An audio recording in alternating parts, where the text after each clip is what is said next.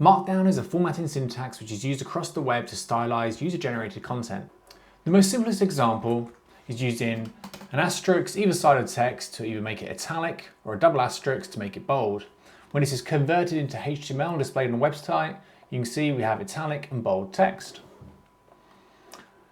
Let's dive into some more examples.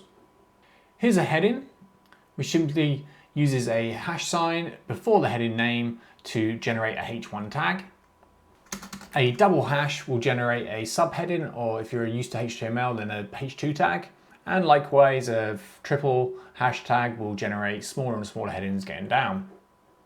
Standard web links will auto generate just from using the URL. But if you want a text-based link with custom text, you can use square brackets and then curly brackets for the URL. This will generate a link with the text that you place here. If you want to embed an image into the page, we'd need that on a server which is publicly available, and we need the URL for that image. Here we're using an alt tag, which provides an alternative text if the image doesn't load, and then the URL for the image, which is rendered here.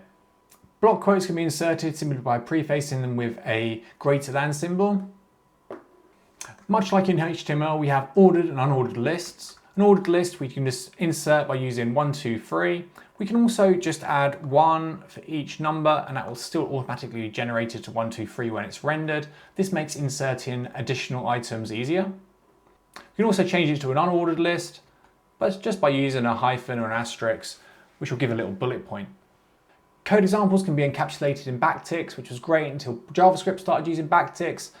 So now what I generally do is add a code block, which is 3 backticks in a row at the top and the bottom, and you can use this over multiple lines, and you can still use backticks in your code.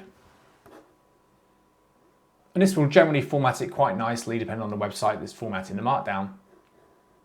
3 hyphens or minus symbols will give you a horizontal rule or horizontal line, which is quite useful for separating content. And the final thing to bear in mind is that most Markdown editors will also let you use HTML, like raw HTML. So if you want to add a comment, or you want to center something and you can't do it with Markdown, or you want to align something or do something outside of what's capable within Markdown, you can actually fall back onto HTML for that. So let's talk a little bit about editing markup.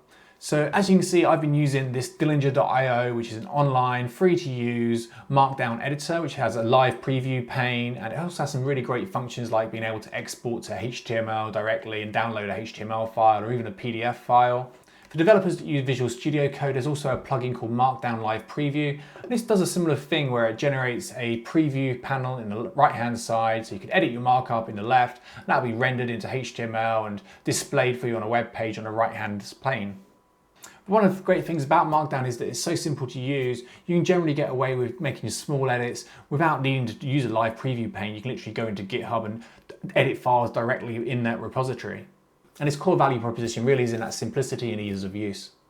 Okay, now let's look at some more advanced examples. First of all, we're going to look at footnotes. Here you can see we've given this line of text a reference, and then we've referenced that with a note here, which is then automatically placed at the bottom of the page. It will actually go below any other text which is placed underneath it. So you can see as this is rendered, this text is actually moved to here, and the footnote is always placed at the bottom of the page, which is really useful. It means we can keep our references with the text that they're related to, but they'll all be tidily put to the bottom of the page once that page is formatted. The next thing that I find really useful is the task list or the to-do list. And here we can simply tick off tasks that we've done with an X. So as we for developers, we can set a list of things that need doing to kind of sort out a code base. And as they're done, we can roll them out with commits, and we can just update the to-do list as we merge our commit. Here's a more advanced example of a list. You can see we've got some text indented here. We've got a sub list here, which is an unordered list within a ordered list. And again, we're using the numerical ordered list format, just using ones all the way down. So if we want to add another item, we can add that in the middle, and it will be automatically formatted. Like so. Simple tables are really fun in Markdown as well. Once you get too complicated, they can be a bit of a pain, but for little things like this, they're really useful. And we can use colons here. If we want to center this, we can put the text in the center of the column. If we want it on the left-hand side, we can just leave a colon on that side. If we want it on the right-hand side, we put the colon here. And if we wanted to add another row, we could simply paste this in at the bottom, and the additional row will be pasted in and formatted for us. You can see it's quite easy to use, and it's for simple stuff, it's really effective. It's often not possible to embed YouTube videos into Markdown, but we can get around this by using an image thumbnail and then linking that across to YouTube to watch the video. So here you can see all we need to do is edit the YouTube reference here and here and give the video a title, and that'll produce a link which we can open up the YouTube video in. And most importantly with markup, we can use GIFs and emojis. We can use the Jiffy library to input GIF images just by editing a reference, similar to how we did with YouTube.